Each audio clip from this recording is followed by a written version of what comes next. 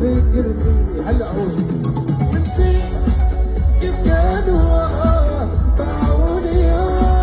باعوا بالرخيص ورجع من اللي طلع والثمن ادفع علي الكيس انا رحيله مش ليالي وليالي بتشوف عيوني لما تبصيله قولوا